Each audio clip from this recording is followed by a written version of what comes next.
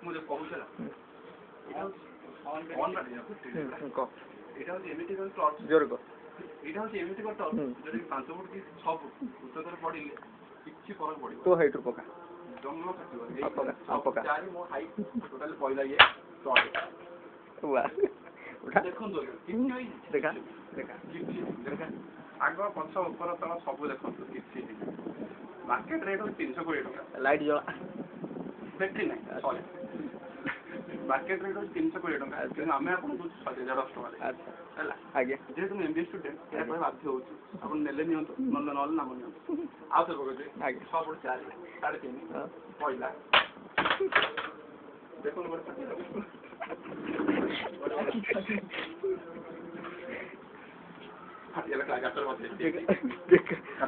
नाम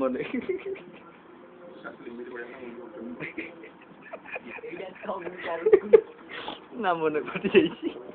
ভিডিওটা কাটবে ভাই কাস্টমার করে পারি দেখ কাটো দেখ এটা কাস্টমার করে পারি